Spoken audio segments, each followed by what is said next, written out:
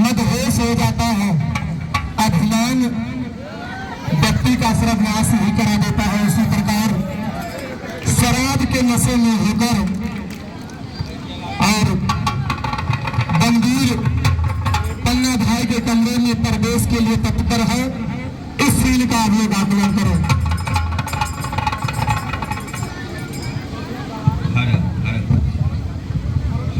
जिए तो जिए कैसे, जिए तो जिए कैसे बिन आपके।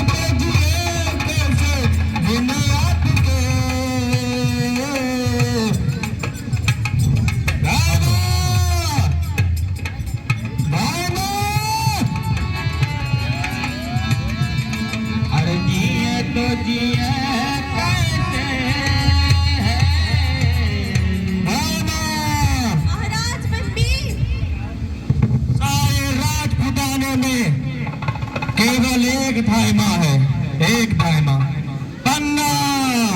ऐसी राजमाता को मैं महाराज बंदेल प्रणाम करने आ जाए। मैं प्रणाम। धायमा के आंखों में आंसू, ये आंसू कैसे है? नहीं नहीं, ये आंसू नहीं है। आज मेरे कुंवर बिना भोजन किए ही सो गए हैं। आज के दिन कुंवर ने भोजन नहीं किया। आज तो उत्सव का दिन है, आनंद का दिन है।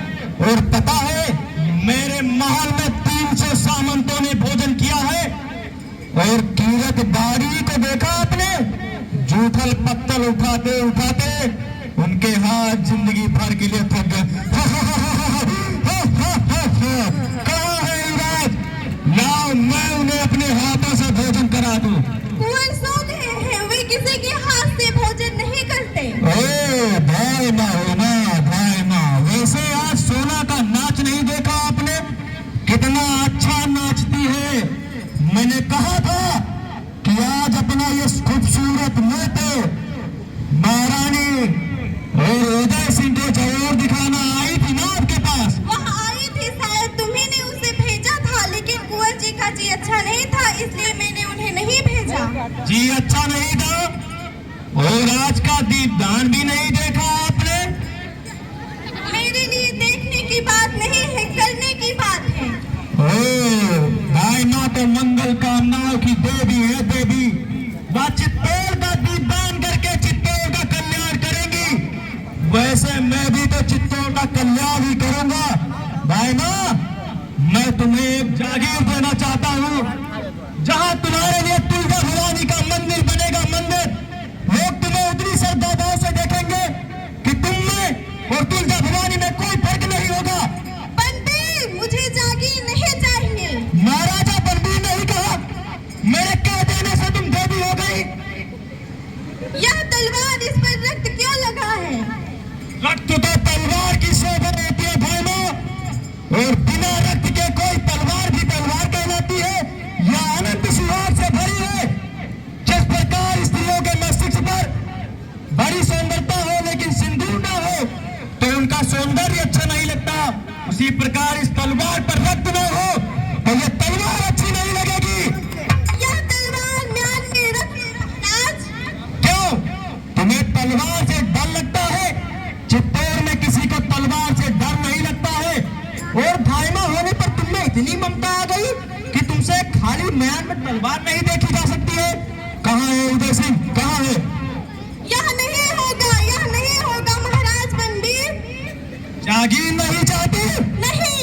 मांगो, उदय सिंह के बदले जो मांगोगी वह तुम्हें यह महाराज बलबीर देगा।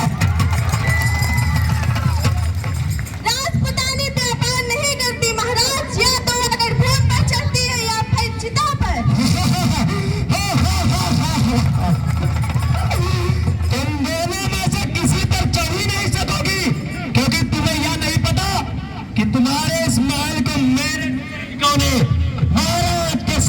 को बंदी बना लिया है। सैनिकों को आज्ञा किसने दी? महाराणा विक्रमादित्य ने। वो अभी संसार में नहीं रहे, वो रक्त की नदी पार कर चुके हैं और उन्हीं रक्त की नदी पे ले तलवार अब उदय सिंह के खून से भूल जाएगी। ओ क्रूर बनबीर हत्यारा पापी विक्रमादित्य जी, बार बार ये नाम क्यों लेती हो? ये नाम तो भूतों और प्रेतों को लेने दो, नाम लेना है तो मेरा लो, महाराज बलबीर की जय। तो लो मेरी जीभ काट लो और यहाँ से चले जाओ महाराज बनबीर। महाराज बलबीर को हत्यारा बलबीर नहीं कह सकते दाना, हत्यारा बलबीर कहने वाले की जीभ काट दी जाएगी। धिक्कार है बनबीर, तुम्हारी माँ ने तुम्हें जन्म देते ही क्यों न मार डाला? दासी, बच्चे को पालने वाली, लोरियां सुनाने वाली, तुझे यह भी नहीं पता कि महाराज से कैसे बात करते हैं? कहाँ है कुंवर उदय सिंह? तू कुंवर उदय सिंह को छू भी नहीं सकता, नीच नाम की। उदय सिंह को देख भी नहीं सकता। मैं नहीं छूऊंगा, छुएगी तो ये मेरी रक्त वाली तलवार। ओ क्रूर बनबीर, तुम तो उदय सिंह के रक्षक थे, क्या रक्षा के बदले तुम उसकी हत्या करोगे? राज पुताने पर राज करो, पर उदय सिंह को छोड़ दो। मैं तुमसे नहीं मानती हूँ। दूर हट दासी मेरे सामने से, मैं ये नाटक बहुत देख चुका हूँ। तुझे यह पता होना चाहिए कि जब तक यह जीवित रहेगा उदय सिंह, तब तक मैं राज सिंहासन की प्राप्ति कभी नहीं कर सकता। मैं नहीं हटूंगी, अपने कुंवर की सैया से दूर नहीं हटूंगी। दूर हट कतार, कि अपने कुंवर की सैया से दूर नहीं हटूंगी। दूर हट कतार, दूर हट। नहीं, ऐसा नहीं होगा। क्रूर अधर्मी पापी, ले मेरी कतार का साथ ले। कर लिया ना कतार का वार, मैं छत्रार या परवार नहीं करता हूँ, इसीलिए तेरी दान बसे देता हूँ। चल हट सामने से।